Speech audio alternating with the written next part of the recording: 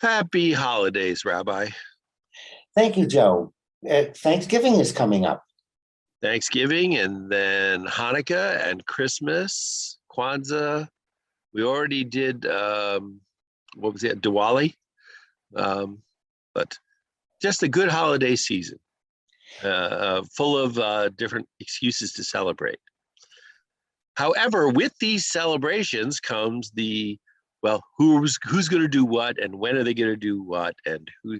And I, as an interfaith couple, one half of an interfaith couple, has to manage the decisions about who does what, where, and when and how.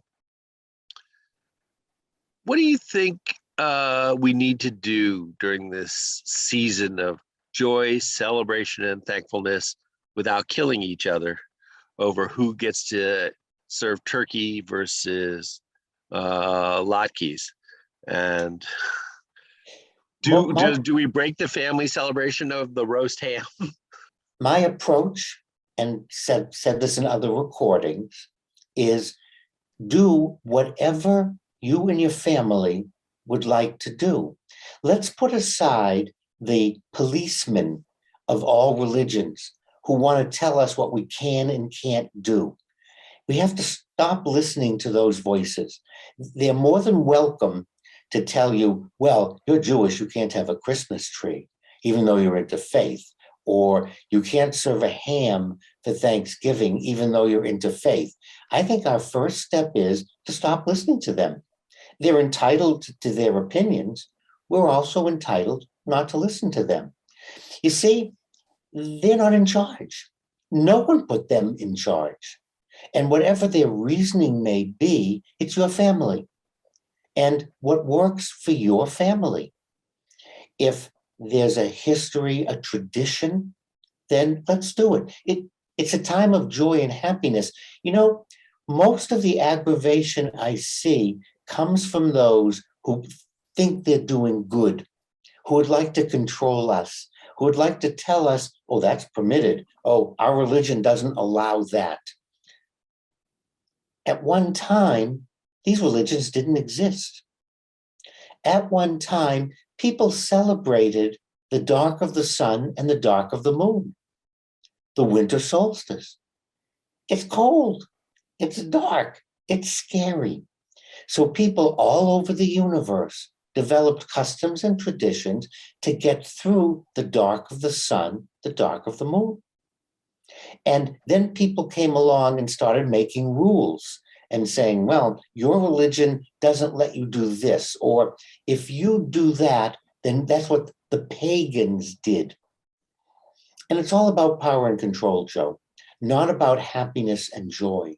Our goal for Thanksgiving is to be thankful, to celebrate having plenty, regardless of how little or more the plenty is.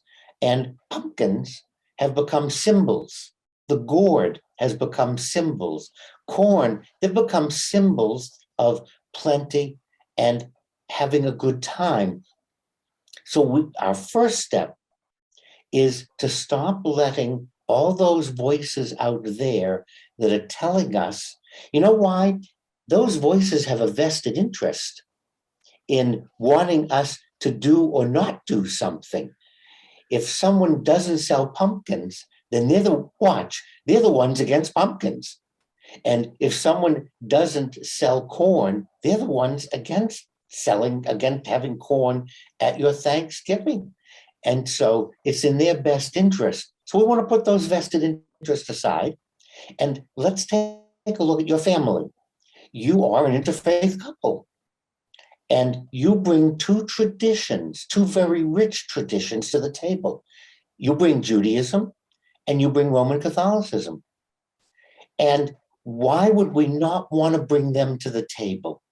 What is the nisgefelach? What's the tragedy?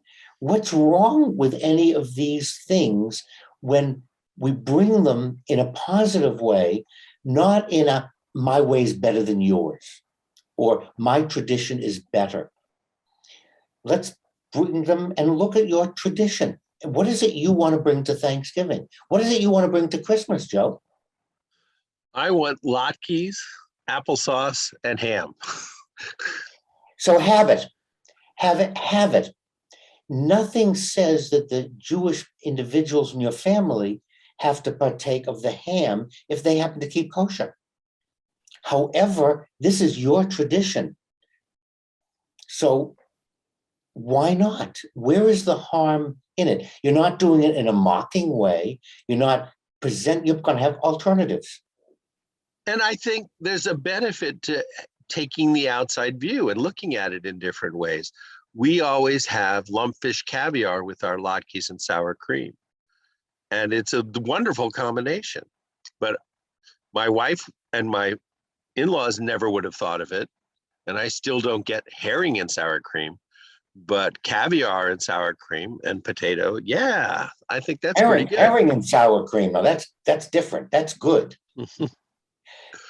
Well, we'll have to have you over for latkes and sour cream and a little caviar on top, and we'll see if we can change your mind, Rabbi. But meanwhile, I hope you have a nice Thanksgiving, and thank you for the guidance and opinion. And I look forward to sharing a ham sandwich with you sometime in the near future. As long as we have a good microbrew to go along with it, I'll join you.